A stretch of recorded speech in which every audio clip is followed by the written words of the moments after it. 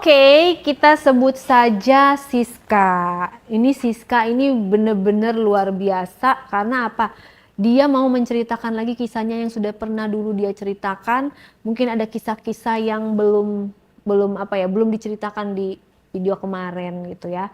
Tapi sekali lagi disclaimer dulu, kalau ada kata-kata yang nyerempet-nyerempet ke 18 plus, ini semata hanya untuk pelajaran. Kita ambil hikmahnya, kita jadikan ini antisipasi supaya tidak terjadi terhadap kehidupan para penonton setia Diare. Jangan diikuti ya guys, ini hanya untuk menjadi pelajaran. Disclaimer dulu, jangan ini apa sih, konten apa sih, gak jelas.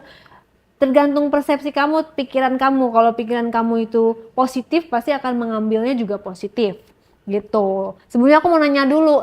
Halo Kare. Kamu apa kabar Siska? Baik. Ya Kare gimana ampun. kabar? Baik. Baik. Oke. Itu mertua kamu gimana jadinya, apa kabar? Mertua aku masih lanjut sama mertua aku. Terus suami kamu? Suami aku sama sih. Hubungan kita masih belum baik Kare. Masih bukan agak lagi, sebenarnya udah renggang sebenarnya.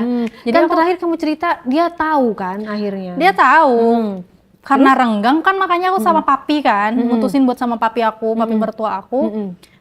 Nah, di situ kan udah renggang. Makin kesini juga makin renggang, jadi kayak makin dia bodo amat ke aku gitu loh. Walaupun kamu udah ketahuan, kamu nggak berusaha menjelaskan. Aku nggak berusaha menjelaskan di awal waktu itu ya.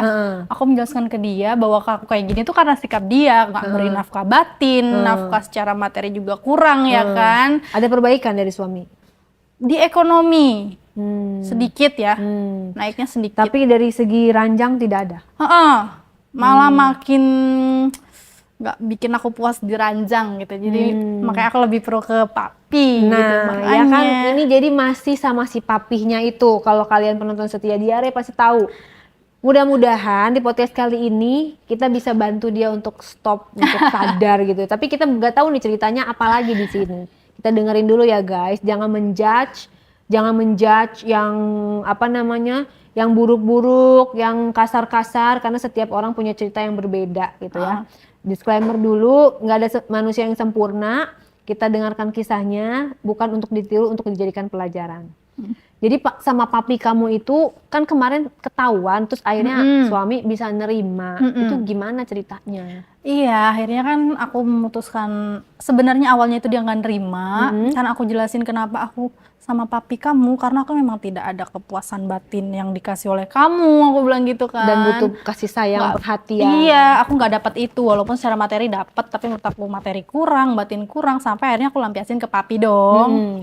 Dan di situ kan ternyata aku pikir sesaat gitu ya, cuman karena aku emosi sama suami aku, terus kayak nih loh, aku bisa loh sebenarnya nyari bahwa kalau kamu misalnya ada main di belakang atau gimana sampai akhirnya kamu gak ngasih nafkah batin aku di rumah, itu aku bisa loh sebenarnya nyari sendiri.